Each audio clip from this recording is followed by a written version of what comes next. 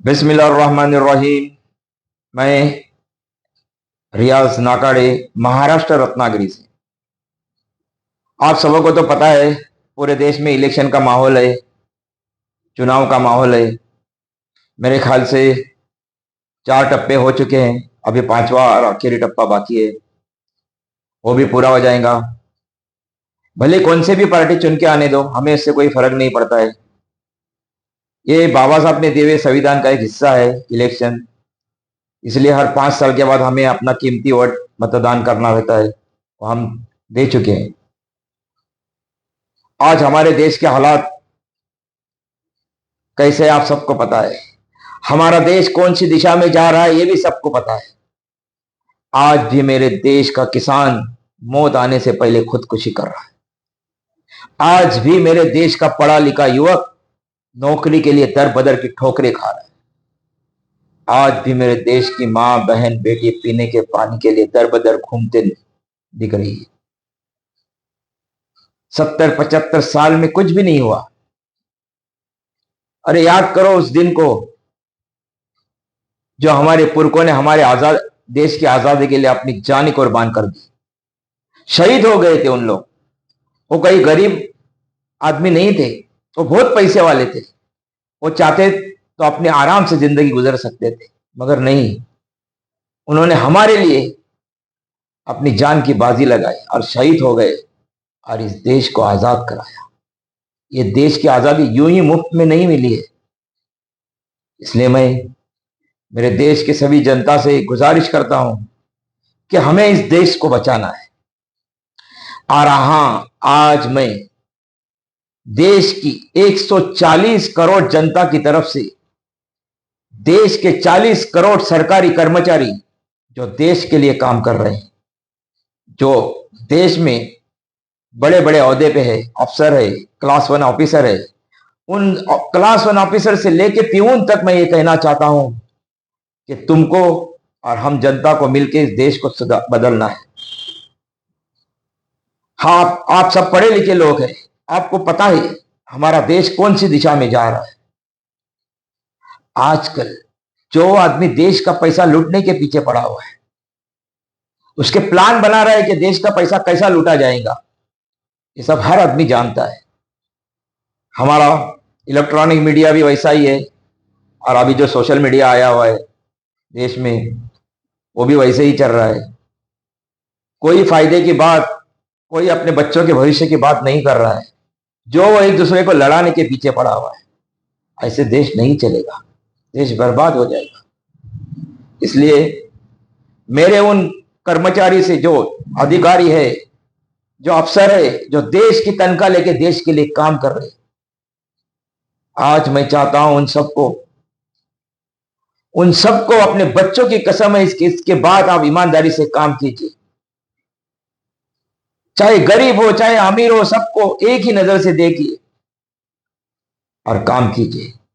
भले वो supreme court, high court, district court के जज हो, या तो हमारे देश की सरहद पे लड़ने वाली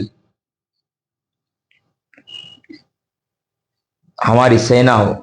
मैं सबसे रिक्वेस्ट करता हूं, गुजारिश करता हूं कि हमें देश को बचाना है। और आप तो देश की रीढ़ की हड्डी हो।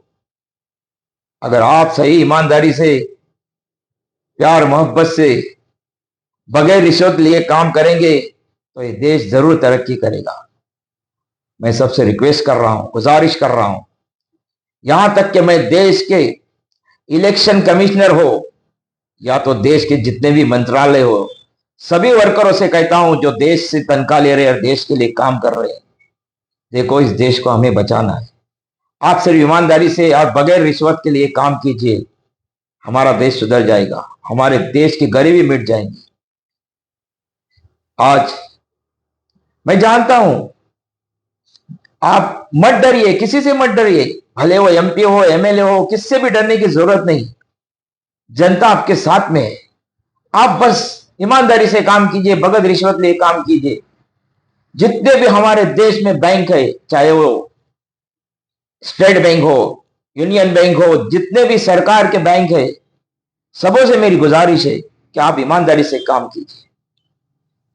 आज हमारे देश के हालात आप सबों को पता है। मैं जानता हूं सरकार ने हमारे लिए सब कुछ दिया है। शिक्षा के लिए सरकार ने हमें स्कूल दिए, अगर कोई बीमार होता है तो सरकार ने हमें हॉस्पिटल दिए हुए, हर चीज सरकार ने हमें मुहैया की है। अगर कोई परेशानी है, किसके ऊपर जुल्म हो रहा है, तो कानून दिया हुआ है इस देश ने। मगर हर आदमी अगर ईमानदारी से काम करेगा तो देखना ये देश की काया पलट जाएगी।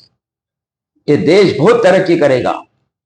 हमारा देश कल भी सोने की चिड़िया था और आज भी सोने की चिड़िया है, मगर कुछ गलत हाथों की वजह से हमारे देश का हर आदमी परेशान है। आज मैं देशवासियों से गुजारिश कर रहा हूं कि आप, आज जो सरकारी मुलाजिम है उनसे भी गुजारिश कर रहा हूं, भले वो क्लास 1 ऑफिसर हो या तो प्यून हो, सबने ईमानदारी से काम कीजिए। बस हमारा देश बहुत तरक्की करेगा। आज से आप, तुम्हें तुम्हारे बच्चों की कसम है, आज के बाद तुम ईमानदारी से काम करोगे, बगैर रिश्वत लिए काम करेंगी। तुम्हें तब तुम्हारे परिवार के बारे में सोचना है, तुम्हारे बच्चों के बारे में सोचना है। हर आदमी को पैसा जो है वो नसीब से मिलता है, कोई बेईमानी से या रिश्वत कर से कोई फायदा नहीं है। हर आदमी पैदा होने से पहले उसके नसीब में पैसा लिखा हुआ है, पैसा तुम्हें मिलेगा। लेकिन आप देखो, ईमानदारी से काम करो, गरीब आदमी का काम करो और घर में जाओ, तुम्हें सुकून से नींद मिलेगी, खुश हो जाएंगे, लोगों की आपको दुआ मिलेगी और ऐसा तुमको नींद आएंगे, आराम से आप सुकून से सो सकेंगे।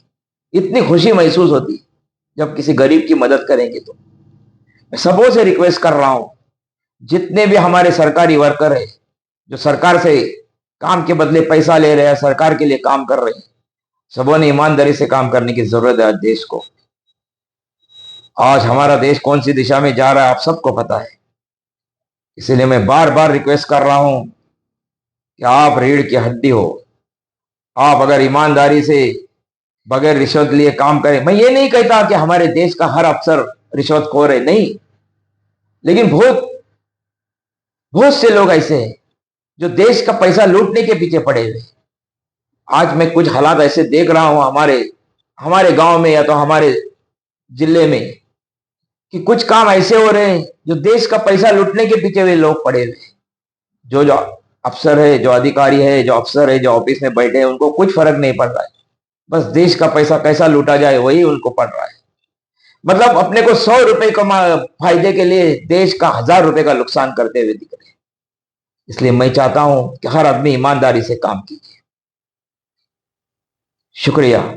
जय हिंद, जय महाराष्ट्र।